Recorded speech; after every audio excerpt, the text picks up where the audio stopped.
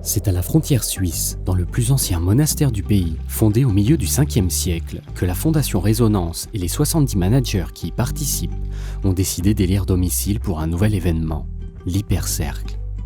Mais les cercles résonance, qu'est-ce que c'est ?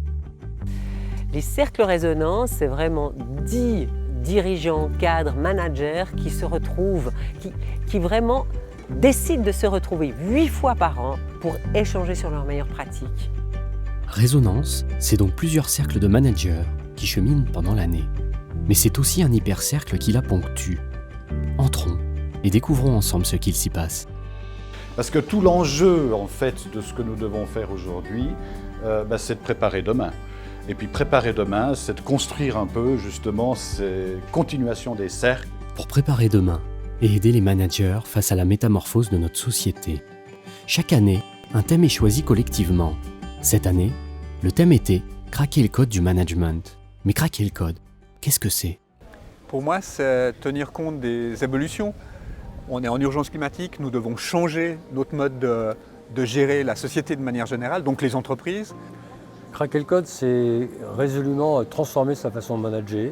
Faire preuve de curiosité, innover et d'ouverture d'esprit.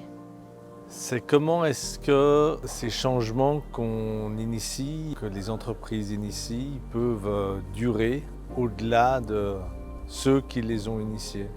C'est comprendre les formules mathématiques de leadership et du changement culturel. Les formules mathématiques veulent dire les relations entre tous les différents éléments. Si on peut comprendre comment les différents éléments influencent le leadership ou le changement culturel, on peut créer des processus qui créent le changement et améliorent le leadership. En fait, le code, c'est des formules mathématiques. Ce qui est intéressant, c'est que donc, ce paradigme de multi, donc, si on partait d'un schéma bien pyramidal, nous on est plutôt dans un schéma circulaire dans lequel on est autour, on n'est pas au centre. Et c'est cette culture d'écoute, on va dire, qui nous permet juste d'arriver dans les projets et de cette permaculture dont je parlais avant. C'est ça qui nous permet finalement d'écouter, enfin de récolter tous les points de vue et puis de faire émerger en fait le projet le plus juste. Mais dites-nous, vous qui avez initié ces démarches dans vos structures, quand avez-vous craqué le code ? Tout le temps. Tout le temps. Je crois que ça fait partie de ma vie. Je remets en cause toujours ce qu'on fait, même les choses très bien. Ce qui est bien un jour, c'est peut-être plus bien le lendemain. J'ai craqué le code il y a assez longtemps, quand j'étais jeune directeur, il y a donc une trentaine d'années facilement. Je pense que vous avez tous un potentiel, mais qu'il n'est pas utilisé, quoi. Et moi, mon rôle, ça va être de faire ça. Parce qu'il y a un très beau proverbe japonais, je vais vous le dire en français parce que c'est vous, qui dit à trop vouloir viser le but, on a manqué l'essentiel. À trop vouloir viser le but, on a manqué l'essentiel. Et quand je suis parti, on était 1200, presque 10 ans après. Et sur une très longue période, on a fait en sorte que les gens, ils arrivent à travailler mieux, en étant bien. Si vous voulez avoir du plaisir avec vos équipes, nous, qu'est-ce qu'on fait ? On offre aux équipes un bateau. On parle de la boussole, c'est-à-dire le bateau c'est le bureau, la boussole c'est le sens, c'est le projet, c'est la vision, c'est ce qu'on donne. Puis après, les collaborateurs, ils ont le cap, quoi, ils prennent la barre. Mais vous, quand vous êtes dans le bateau, vous êtes dans le même bateau qu'eux, mais vous ne savez pas où est-ce que vous allez. Donc il prend la barre, il y va, et ça motive, et ça met du sens, et ça fait que tout le monde est heureux, et tout le monde participe au projet. Vous avez tous une pratique du management et du leadership. Selon vous, quelle est l'importance du management, que ce soit d'un point de vue personnel ou d'entreprise ? L'importance du management pour soi déjà, c'est de se sentir bien, savoir qu'on fait grandir les autres autour de soi. Ça, c'est essentiel. C'est pour ça que c'est un très beau métier. Pour moi, le management, c'est le plus beau métier du monde, puisque c'est un métier qui permet aux gens d'éclore, de grandir et de se développer. Donc je ne peux pas imaginer un plus beau métier à faire. Et je me souviens d'une anecdote d'un collaborateur un jour qui m'a dit, je lui ai demandé ce qu'il attendait de nous, et il a dit ce mot magnifique, « Élevez-nous ».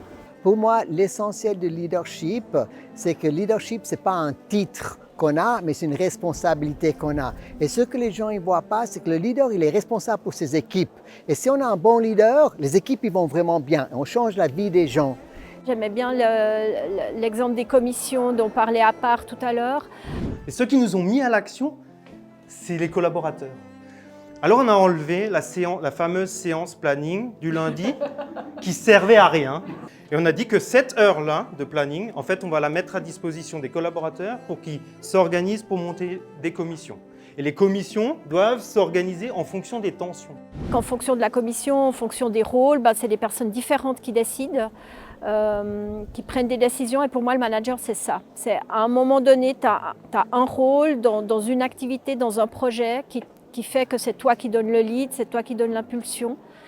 Mais tu n'es pas toujours leader, c'est pas toujours toi qui es le chef. Ouais. Donc le manager, il subit toute une transformation personnelle et donc il se remet en question. Après, il va découvrir ses forces, ses faiblesses et également il va mieux se connaître en fait durant tout ce parcours parce que c'est vrai qu'on peut rarement quand même se concentrer sur l'humain sans finalement à un moment donné prendre du recul et puis voir comment on a agi jusqu'à présent et les changements instaurés. Ce qui importe, ce n'est pas tellement ce que nous faisons, mais comment nous le faisons. Il s'agit de porter notre attention davantage au comment. Si dans notre entreprise, nous trouvons la bonne manière, comment collaborer, comment s'écouter, comment se valoriser mutuellement, le résultat de ce que nous faisons sera automatiquement bon. À l'heure actuelle, dans vos structures, vous en êtes où? Notre structure, elle est en chemin. Elle apprend des choses, elle fait des pas. Elle essaye. Parfois, il y a de la bonne résonance, parfois moins, et on doit s'y reprendre. Et je crois qu'il ne faut jamais hésiter de dire qu'on s'est trompé et de dire qu'on va essayer autre chose. C'est ça le plus important pour continuer à avancer.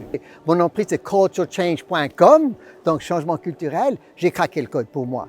Maintenant, je suis dans la troisième partie de ma vie où mon objectif, c'est de donner ce code aux gens. C'est que c'est vrai que ce qui était incroyablement fort, c'est de voir arriver ce spécialiste des casseroles et de lui dire « mais tu vas rien comprendre ». Je veux dire, ici, on est dans le monde du social. Non mais un éducateur, c'est pas un ingénieur, Jacques. Tu vas pas comprendre. Je n'étais pas le seul à lui dire ça. Et Jacques m'a toujours dit c'est pareil.